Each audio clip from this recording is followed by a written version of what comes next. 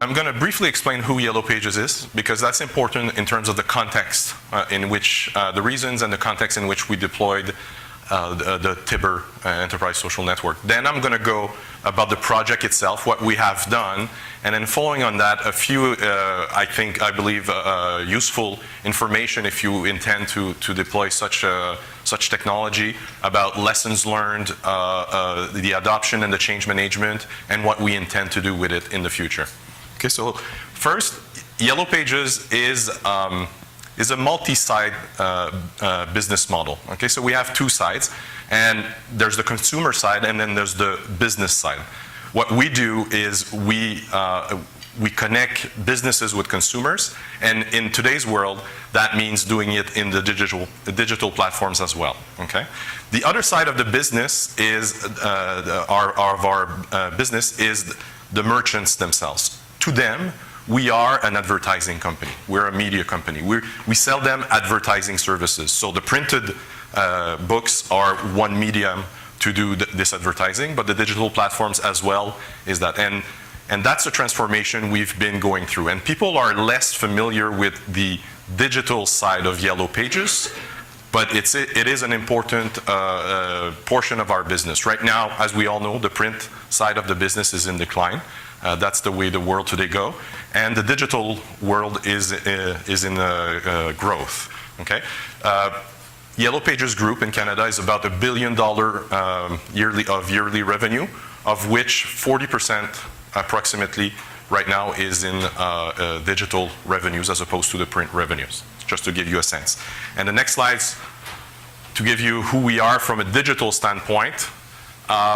We've got 8.7 million unique visitors on our own properties, 5.9 million of downloads of our mobile application. So it's one of the most popular mobile application in Apple's App Store in Canada. We reach about 31% of every Canadian internet users every year. Okay, so 1 out of 3 internet users in Canada is connecting to our platform at least once a year. How do they do that? Either through our properties, or we also distribute the information to other players through which consumers will be able to find those businesses. So we're not restricted to the model where consumers find merchants through our properties. We are okay with, because it's what the merchants come to us, to actually help them be found by other properties. And to name a few, Google, TripAdvisor, Yahoo, OpenTable, Foursquare. So we license this content to these companies, and they index it and use it in their own search platforms. If you type in Pizza Montreal, for example, the actual content that on Google, the actual content that you're searching on is our content. On Google's search platform, obviously, but on our platform. Another thing to give you a sense of who Yellow Pages is, and it's also relevant into the rest of the presentation, is approximately half of our workforce are salespeople, and these people will meet on a yearly basis essentially all businesses in Canada. So that means they are geographically distributed. And when I say geographically distributed, in some cases it means in very remote areas, very far from different urban areas, very far from any Yellow Pages offices, and that means they cannot have physical conversation with other employees of YPG. The only connection they have most of the time is through electronic means. So digital transformation. Yellow Pages has undergone a digital transformation. What is digital transformation? It's going from the printed to the digital medias. So if we look from the visible part, from what you see, from our customers or consumers, what they see, it's relatively simple. We had a mission, which is to connect consumers and businesses together, okay, in the local neighborhood economy, okay, and our product, printed directories. Post-digital transformation, very few changes in terms of the mission. So it's the new neighborhood economy. So people are accessing those local businesses differently than they used to. They have mobile devices to find them. They use platforms to see other people's reviews about those businesses. So it's the same thing. You're trying to find the best bakery, the best Italian restaurant, but you do it in a different way that you would 20 years ago. Our product portfolio has evolved to include a lot of digital platform, be it on the mobile, on the web, or on the social platform. Okay, so that's the visible part. The not so visible part internally for us, what does it mean? Because one would say, well, it's not that different. You have a few more products, and why is it so different? Well, it is really different. From a marketing perspective, it means that now we need to follow competition and create new products at a far faster pace than we used to. Like printed products were a very stable set of products. But in the digital economy, given the competition and what others are doing, we need to come up with new solutions. So marketing needs to be a lot more agile in identifying new products and creating and launching them. Sales also transition from order takers, simply put, in the past, like people knew they wanted to have an ad in a printed book, to much more of a consulting and advising role. Because now when they meet customers, customers are saying, I don't know about the internet, I don't know about the social platforms. I know it's important to me, but I don't know how important it is. And our salespeople are advising in the right advertising mix for each and every merchant, depending on their strategy, their verticals, who they're targeting, and so on and so forth.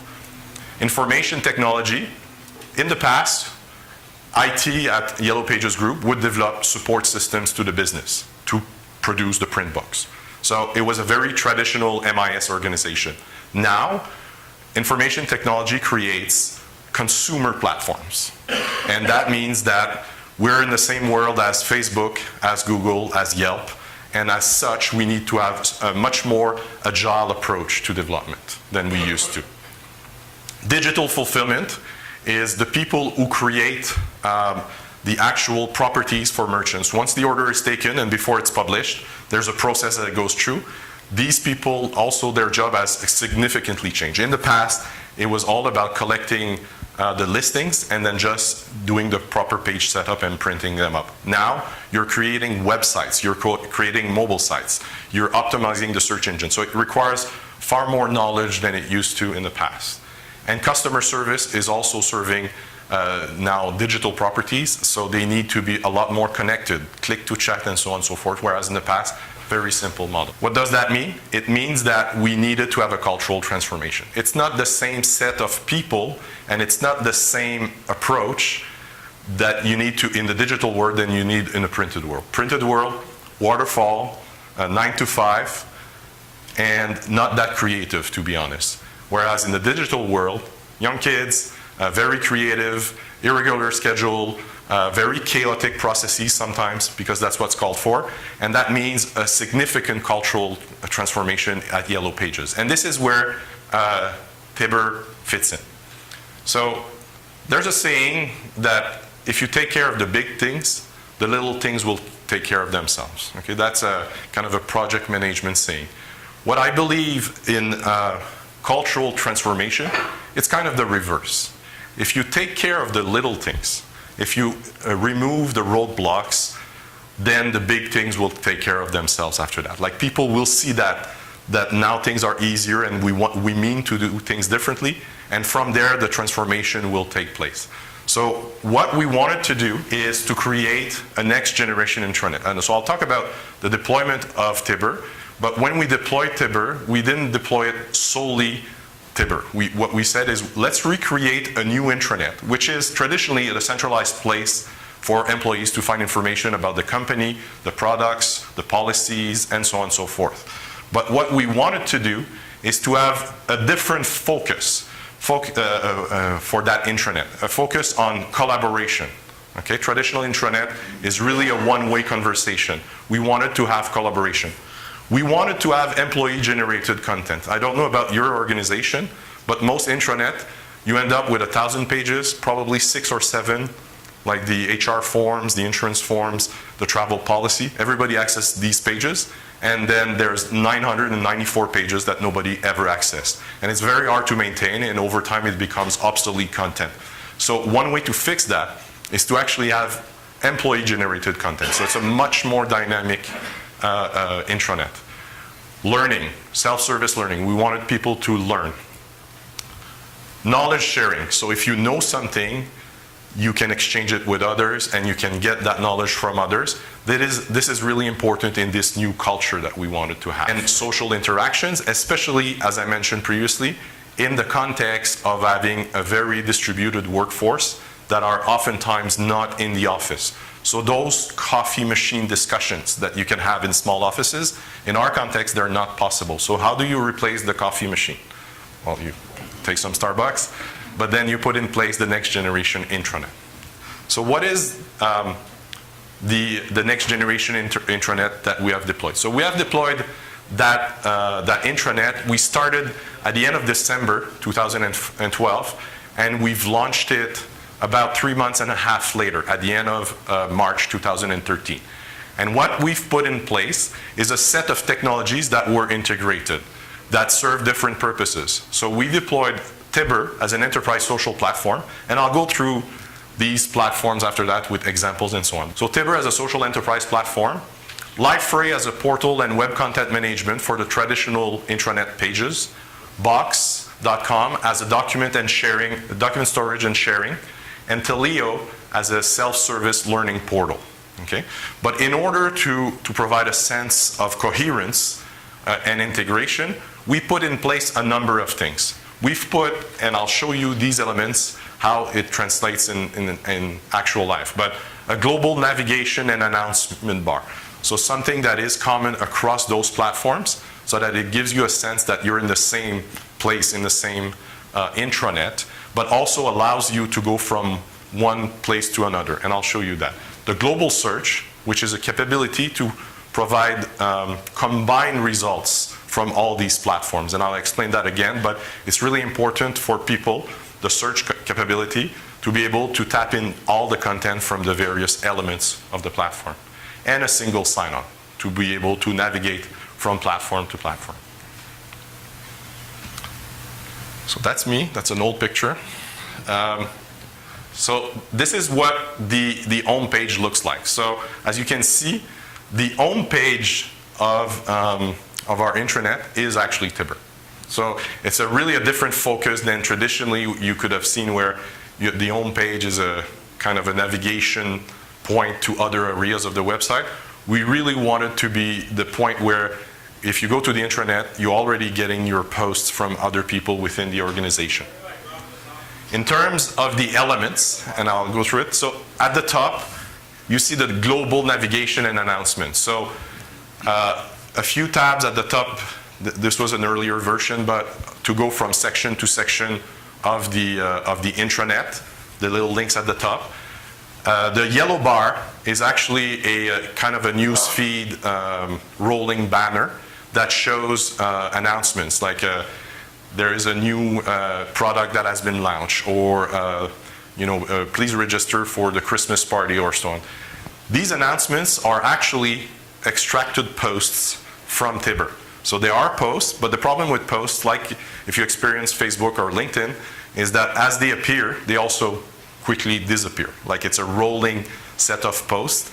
And we wanted to have a place where some posts would stay there for a longer time, because we felt that information, people might just overlook it because they were busy when they look at their post. So that was kind of a repetitive. So we extract the information. Our communication people have a way to identify posts that will be extracted and then repeated on the banner. And then at the top right, you have the global search box. And I'll show how the global search box works later. The documents storage and sharing, very simple, but it's essentially a Box.com platform. It's very similar to Dropbox if you're more familiar with this one. The idea here is the ability to share documents, to collaborate, to keep versions, to make them accessible to a number of people and get updates of these elements. Traditional intranet pages, so here's an example based on Liferay technology.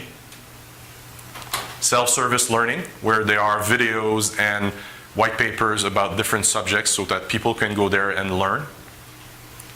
The global search, as I previously mentioned, at the top right.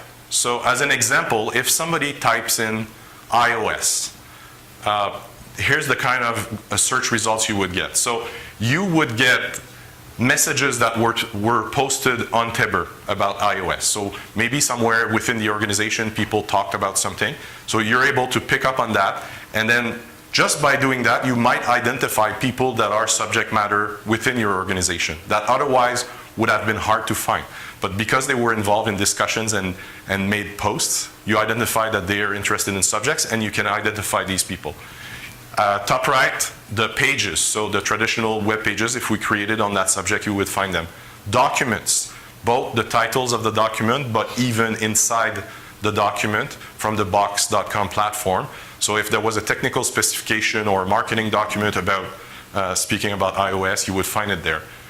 Different subjects, if actually there was a subject, and people. If people in their profile put, and they say, I'm a specialist in iOS development, Android development, and so on and so forth, you would find it. So with one search, you can tap in all this information. So this is really a very value add in the platform that we have put in.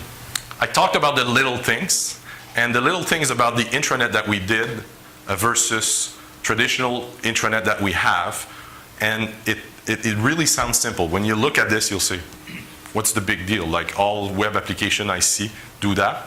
But actually, for an intranet, it's a big thing. So it works on any browser. It's not the corporate official standard browser.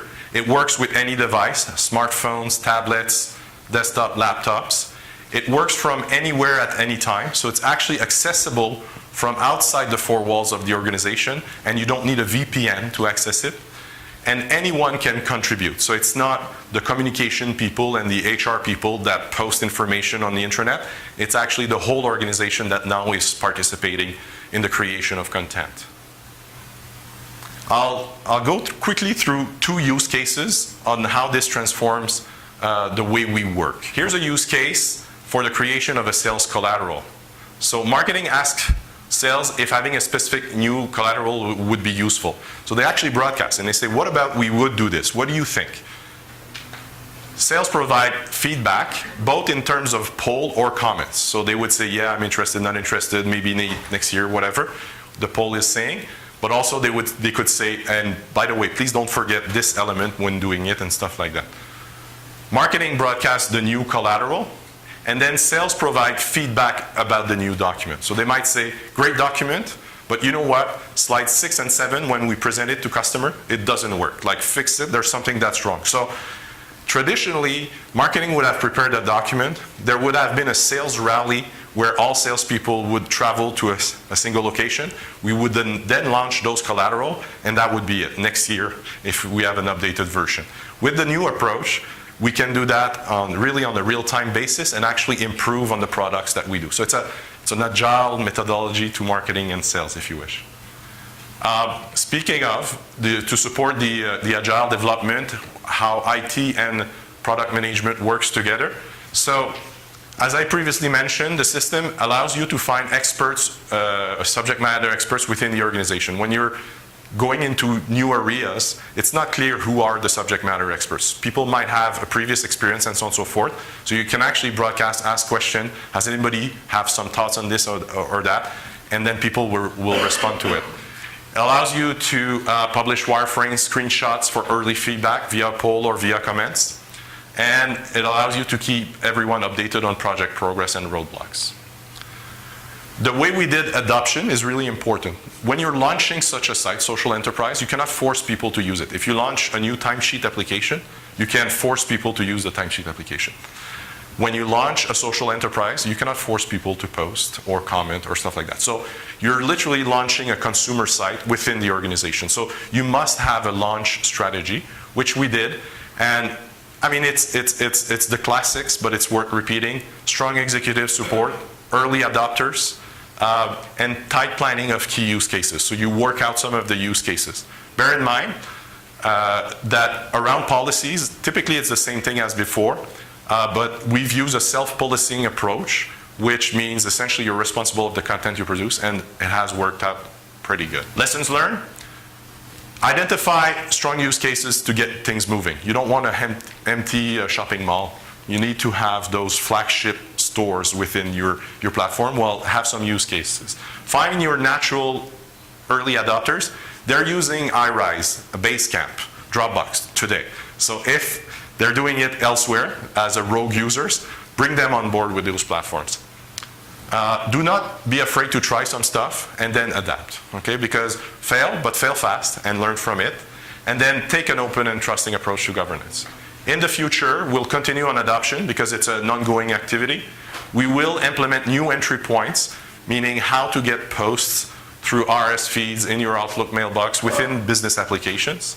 And then we're looking now of integrating other collaborative types of applications, the wikis and the enterprise project management being two of the platforms that we're looking at. Thank you, Andre. Fantastic presentation.